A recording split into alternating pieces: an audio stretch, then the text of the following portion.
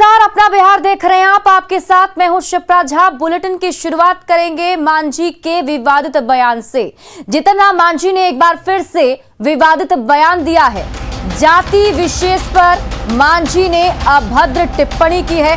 कल मांझी ने अभद्र टिप्पणी की, आज सफाई भी दी है, लेकिन सफाई में भी मांझी ने अपशब्दों का प्रयोग किया है। नफरत फैलाने वाला बयान आखिर कब तक देंगे मांझी? अब उनके सफाई पर भी ये सवाल उठ रहे हैं। आप सबसे पहले वो बयान सुनिए। कीजिएगा, हम सब लोगों को कहते हैं आजकल हमारे गरीब तबके के लोग में धर्म की प्रायणता ज़्यादा आ रही है। सत्यनारायण पूजा का नाम हम लोग नहीं जानते थे, लेकिन हर जगह हम लोगों के टोला में सत्यनारायण स्वामी की पूजा होती है। और इतनों में शर्म लाज नहीं लगता हम लोगों का कि आते हैं तो नहीं खाएंगे बाबू, आपको हम लड्डे दे दीजिए, लड्डे दे दीजिए।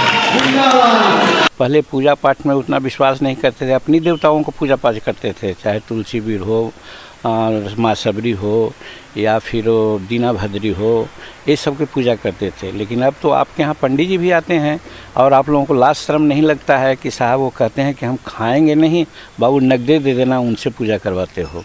यही हमने कहा था और हम अपने समाज के लिए शब्द यूज़ किया था, हम पंडित जी के लिए यूज़ नहीं किया था। अगर इसमें कहीं गलतफहमी हो गई हो तो उसके लिए हम माफ़ी चाहते हैं, लेकिन हमारा उद्देश्य यही था कि हम अपने समाज को कहते हैं कि ऐसे आप लोग हो गए हैं कि साहब अपने देवता को छोड़ करके दूसरे को पूजा कराते हैं। उसमें भी अगर लाज शर्म आना चाहिए कि आपके यहाँ नहीं जो खाने वाले हैं और उनसे पूजा करवाते हैं, तो वैसी परिस्थिति में आपको ऐसा नहीं करना चाहिए।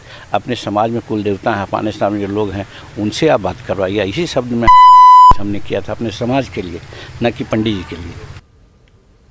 तो आपने मांझी का ये बयान सुना, एक के बाद एक विवादित बयान जीतन राम मांझी देते आ रहे हैं और जो सफाई भी दी है उस पर भी सवाल खड़े हो रहे हैं। हमारे साथ हमारे सहयोगी संजय कुमार लाइव जुड़े हुए हैं, सीधे उनके पास चलते हैं।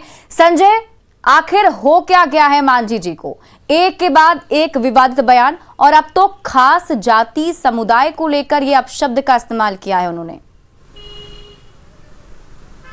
देखिए, निश्चित तौर पर जीतन राम मांझी बिहार के मुख्यमंत्री रहे हैं और मुख्यमंत्री पद के लिए उन्होंने शपथ भी ली थी और उनके लिए सारी बातें वो समझते हैं कि वो क्या बोल रहे हैं, नहीं बोल रहे हैं। उसके बावजूद इस तरह का बयान आना हैरत में डालने वाला है। कल शाम पटना में जो कार्यक्रम आयोजित था उसमें उन्होंने क्या कहा ब्राह्मण जाति के लिए, उसे हम दोहराना नहीं चाहते, दोहरा भी नहीं सकते। जो उन्होंने टिप्पणी की उसको लेकर आज उन्होंने सफाई भी दे डाली और सफाई देने के क्रम में उन्होंने अपने समाज के लोगों के लिए उस शब्द को कहा कि उनके लिए मैंने उस शब्द को यूज़ किया। तो सवाल ये है कि अपने समाज के लिए उन्हें किसने अधिकार दिया कि वो इस तरह के शब्द को यूज़ करें? जो अपमानजनक टिप्पणी है वो अपने समाज के लोगों के लिए करें। जाहिर सी बात है, जीतन राम मांझी जो है उनकी जुबान बराबर फिसलती रही है और यह कोई पहला मौका नहीं है। इसके पहले भी जीतन राम मांझी ने कई बार ऐसा बयान दिया है जिसको लेकर वे खुद संकट में पड़े नजर आते हैं और बाद में उन्हें सफाई देनी पड़ती है। आज सफाई देने के क्रम में उन्होंने कह दिया कि वो अपनी जाति के लिए, अपने लोगों के लिए यह बात कहते नजर आ रहे थे। उससे भी आगे जब बढ़े तो उनकी जुबान फिसली और उन्होंने कुछ और कह दी बात। तो सवाल यही है कि जीतन राम मांझी शायद समझ नहीं पाते हैं कि वे क्या कहना चाहते हैं और क्या कह डालते हैं और फिर बाद में उन्हें सफाई देनी पड़ती है। बहरहाल इस तरह के बयान से बिहार की राजनीति जो है एक बार फिर से, लेकिन संजय ये बताइए कि उनका बयान सामने आ चुका है और सबने सुन भी लिया होगा, क्या अभी तक किसी भी पॉलिटिकल पार्टी से कोई भी रिएक्शन सामने आया? खास तौर पर उनके जो गठबंधन में जो दल शामिल हैं उनका क्या कुछ रिएक्शन? उन्होंने बयान दिया था कि शराबबंदी कानून को रिव्यू करना चाहिए और आज वो कह रहे हैं कि शराबबंदी कानून अच्छी बात है। शराबबंदी कानून में अगर सीएम निकल रहे हैं तो उन्हें हकीकत पता चलेगी और फिर वो अपने स्तर पर इसमें फैसला लेंगे। तो जीतन राम मांझी बराबर इस तरह की बातें बोलते रहते हैं और यही उन्हें संकट में भी डालता है। जी बिल्कुल संजय, और देखिए शराबबंदी पर तो उन्होंने सवाल उठाए थे, लेकिन अब जो बात है वो कहीं ना कहीं जाति को लेकर है और हर बार ऐसा देखने को मिलता है कि चुनाव के दौर टाइम पे अगर किसी वोट बैंक को अगर साधने की कोशिश होती है तो ऐसे बयान दिए जाते हैं। लेकिन अभी ऐसे वक्त में जब जिसकी कोई जरूरत नहीं है और ये सब कुछ बोलना, तो इस पर क्या किसी पॉलिटिकल पार्टी का रिएक्शन सामने आया है? हमारे साथ जेडीयू के प्रवक्ता नीरज कुमार जुड़े हुए हैं, उनसे उनका रिएक्शन ले लेते हैं। नीरज जी, आपने मांझी जी का बयान सुन लिया होगा। सबसे पहले तो ये बताइए कि आपकी पार्टी का इस पूरे बयान पर क्या कुछ स्टैंड है? पहले तो मैं राष्ट्रीय जनता दल नहीं, जनता दल यू का प्रवक्ता हूँ, पहली बात। दूसरी बात, उन्होंने जो मंतव्य दिया, इस देश के अंदर संविधान है और संविधान में हर सामाजिक समूह का सम्मान है और बिहार तो उसका रोल मॉडल है न्याय के साथ विकास का। अब देश में कहीं आपने सुना है कि महादलित समुदाय का व्यक्ति राष्ट्रीय झंडा फहराता और माननीय मुख्यमंत्री सहित मंत्री परिषद के माननीय सदस्य और कार्यपालिका के महत्वपूर्ण लोग वहां उपस्थित रहते हो? तो समाज में एक सद्भाव का दौर है।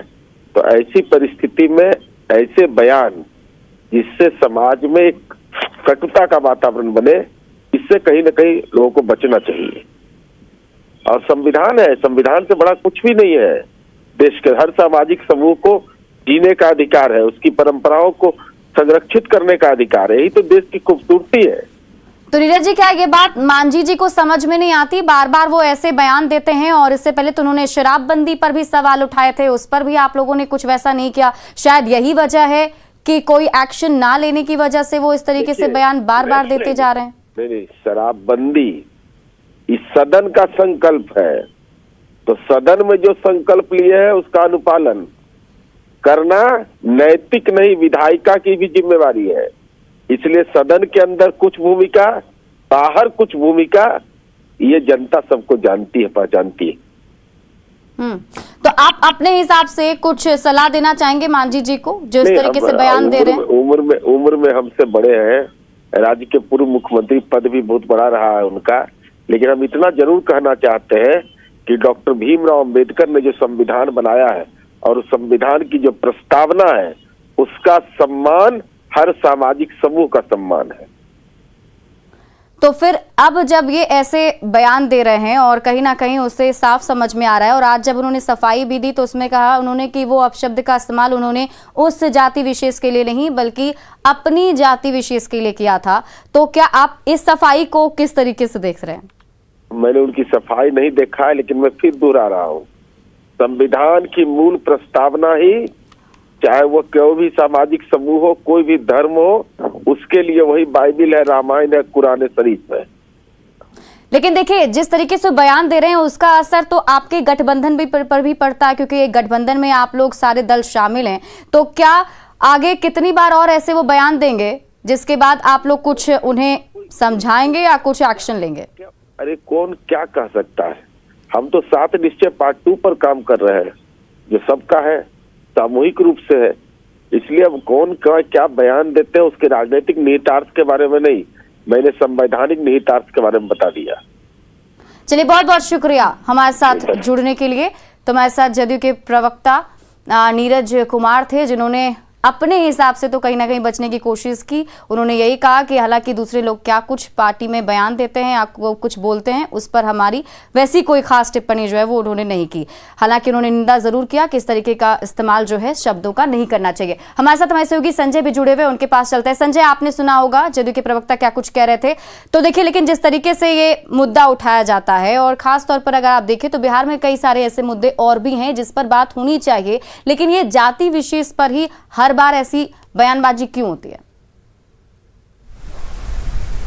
देखिए, निश्चित तौर पर बिहार में राजनीति जो है पहले से इशू रहा है और बार बार इस तरह का बयान देना, देखिए गठबंधन धर्म की अपनी एक मजबूरी होती है। नीरज कुमार मुखर नहीं हो सकते इस बयान पर, चूंकि उनकी सहयोगी पार्टी के वे आलाकमान हैं, सर्वमान्य नेता हैं, और वैसे में नीरज कुमार ने उन्हें संवैधानिक दायित्वों की बात कही है। कहीं ना कहीं इशारों में बहुत कुछ बात कह दी है नीरज कुमार ने, और शायद जीतन राम मांझी अगर उनके बयान को सुन पाएं तो वो समझेंगे कि जो गठबंधन धर्म के नेता हैं, जो गठबंधन धर्म में पार्टियां हैं, उनके बयानों से वे भी संकट में पड़ जाती हैं। और जाहिर सी बात है, विपक्ष इस पूरे मुद्दे को लेकर इसको एक बड़ा इशू बनाएगा, इस बात से इंकार नहीं कर सकता। जिस तरीके से नेताओं के तरफ बयान वापस आऊंगी, हमारे साथ एलजेपी के नेता चिराग गुटके, राजू तिवारी जुड़े हुए हैं, उनसे भी उनका रिएक्शन जान लेते हैं। राजू जी, मांझी जी के इस बयान को किस तरीके से देख रहे हैं आप लोग? देखिए, हम लोग मैडम ये मुख्यमंत्री जी के प्यादे लोग हैं।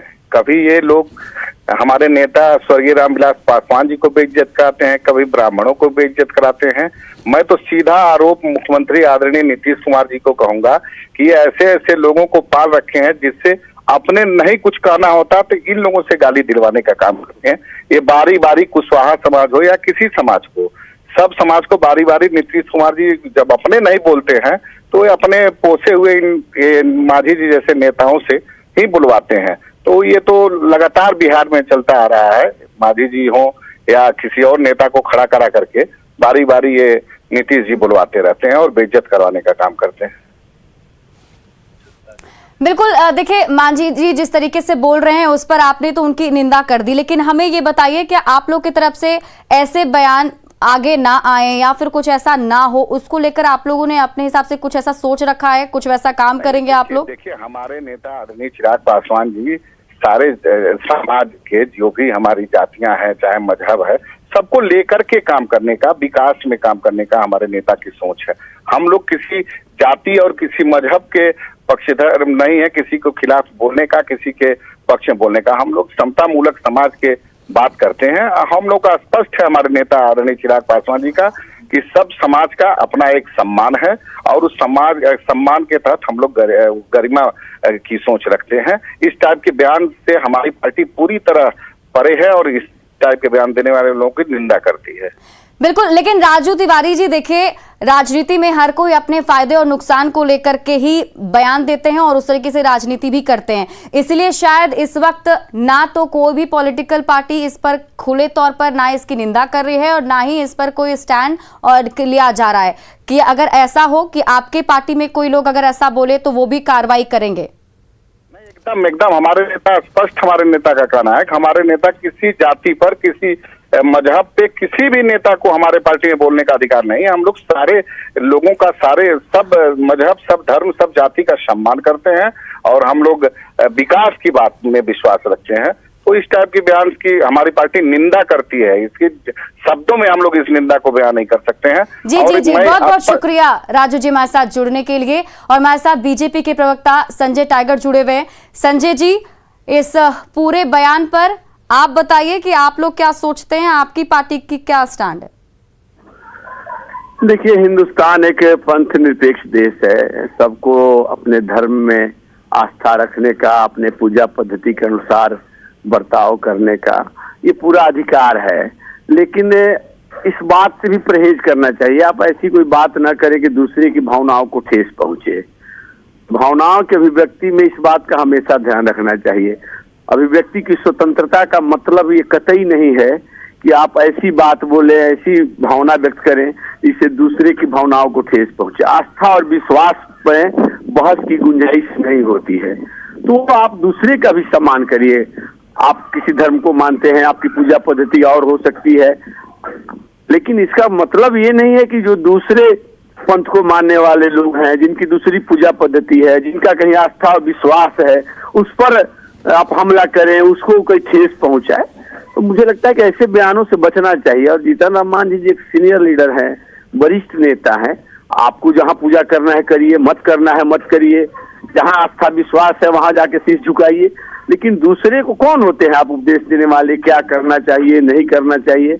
तो मुझे लगता है नहीं, बिल्कुल संजय जी आप जो कह रहे हैं वो सही कह रहे हैं कि सीनियर लीडर हैं जीतन राम मांझी और एक ऐसे जनप्रतिनिधि हैं, तो उनको हर शब्दों का इस्तेमाल चयन करके ही करना चाहिए, लेकिन बार बार वो ऐसे विवादित बयान जो हैं वो देते आ रहे हैं, जिस वजह से उनकी जो पार्टी है वो असमंजस में भी रहती है।